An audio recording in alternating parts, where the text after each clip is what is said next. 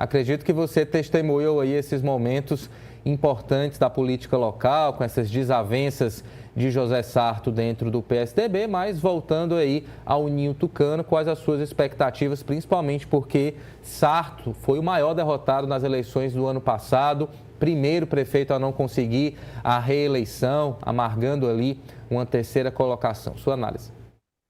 Bom, primeiro, um rápido comentário só sobre algumas observações que nossos assistentes fizeram sobre a ideia de que a candidatura do Ciro é a mais competitiva e para alguns isso seria sinônimo de favorito. Não é. É a candidatura das forças que têm de oposição, das opções, é aquela que tem mais capacidade de voto, né? Nenhuma pesquisa aponta o Ciro como favorito nesse momento. Aponta ele como mais competitivo, em situações até a pesquisa que é advogada, nós falamos dela aqui, da Big Data, da Real Big Time, ela aponta o Ciro numericamente à frente, mas numericamente à frente significa dizer uma situação de empate com o governador. Está longe de ser favoritismo, né?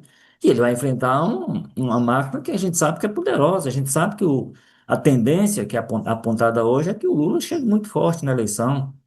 A tendência é que você tenha uma liderança como o Camilo Santana, que é forte, você tem um governador no cargo, você tem a prefeitura de Fortaleza, que é uma máquina que esse grupo não dispõe, você tem o maior número de prefeitos ao lado desse grupo. Então, ele vai enfrentar um desafio muito grande. Então, o favoritismo, em função disso, desse contexto todo, para mim não é dele. Agora, ele, sem dúvida nenhuma, seria o nome mais forte para enfrentar esse desafio de encarar uma máquina, assim, um conjunto de situações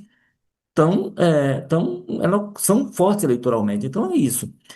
Sobre o ex-prefeito José Sarto, e aí se a gente está falando que o Ciro Gomes tem um problema diante da sua performance eleitoral mais recente, a situação do Sarto é ainda maior, né?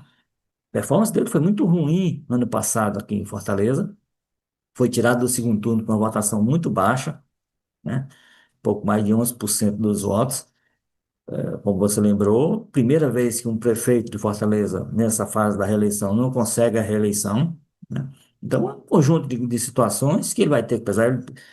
Para mim é desafiador, ele tem uma candidatura à Câmara Federal, que é o que está apontado, né? Para disputar uma vaga à Câmara Federal, vai ser uma eleição muito disputada, essa daí ele vai ter que ter uma articulação, refazer uma articulação para poder, né, a base, e vai ter que apagar um pouco a performance do ano passado, que aí ele vai ter que entender, espero que ele já esteja fazendo essa análise, eu imagino que esteja, sobre o que aconteceu no ano passado, que não é nem a derrota ela era possível, mas assim, a forma como se deu, né?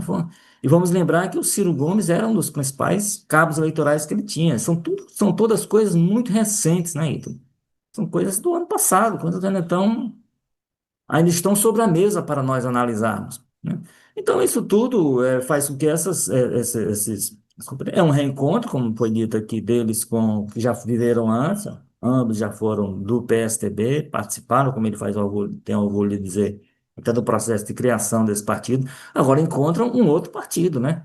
O partido que eles tiveram no passado é o partido mais forte do Estado, com o maior número de prefeituras, com o governo do Estado, com senadores, com deputados federais. Não é o que o partido tem hoje. Um partido que está praticamente tendo que recomeçar do zero, tem suas lideranças principais, mas não é um partido que renovou lideranças, pelo contrário, né? Se as grandes lideranças do partido são, no Ceará, por exemplo, passam a ser o Tasso Gereissati e o Ciro Gomes, significa dizer que a gente tem uma volta ao passado, né? O partido não conseguiu formar novas lideranças. Então, assim, tem uma série de desafios nesse novo partido, e eu insisto em dizer, e alguém ressaltou aí que o bolsonarismo, por exemplo, está fechado com o Ciro Gomes, se ele vier a ser candidato. Eu acho que a coisa não vai ser tão fácil, porque há muita coisa por ser esclarecida nessa relação entre o Ciro Gomes e o bolsonarismo. E isso, para os eleitores, a gente sabe que são eleitores ideologicamente muito motivados, né? São eleitores que precisam de um afago muito forte naquilo que pensam, e o Ciro precisará refazer sua visão, seu pensamento sobre muita coisa para se fazer simpático a esse grupo ao ponto de merecer o voto deles. Então tem uma caminhada, assim, não vai ser só o Ciro se anunciar candidato ao governo, se ele vier a fazer hoje ou em algum momento, e as pessoas, pelo simples fato, claro que existe, e aí eu vou reforçar o que já foi dito aqui, existe um desejo comum, um objetivo comum desses grupos, qual é? Derrotar o PT, né? Agora, isso vai exigir, de qualquer maneira, alguma coisa além disso. Alguma coisa além disso é o Ciro refazer uma série de pensamentos que tinha sobre assuntos sobre os quais o pensamento, a posição dele era muito forte, né? E ele vai ter que convencer essas pessoas, inclusive, de que mudou esse pensamento.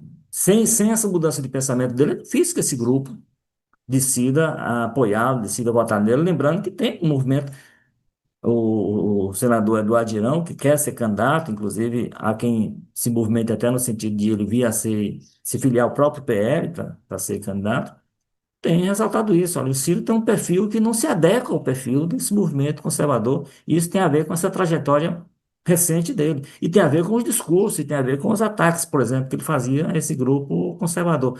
Então, tem muita coisa por ser esclarecida. E tem, no caso do prefeito José Sarto, do ex-prefeito, tem esse grande desafio de sair de uma performance nas urnas muito ruim ano passado para o desafio de brigar por uma das 22 vagas à Câmara Federal no ano que vem, enfrentando candidaturas muito fortes. Então, eu acho que esse rearrumação do cenário que esse evento de hoje vai exigir dessas pessoas que elas comecem a refletir um pouco sobre o que é que precisam fazer no sentido de rearrumar, inclusive, o próprio discurso, né, para ganhar um eleitorado com o qual ele não contava desde então. E um eleitorado que não enxergava como opção até recentemente. É isso, vai ser um trabalho aí com certeza gigantesco para reorganizar esse discurso e tentar manter algum nível de coerência, né, Walter? Com certeza o termo coerência vai ser cobrado muito durante a campanha eleitoral de 2026, seja em relação a Ciro Gomes, seja em relação também à própria esquerda.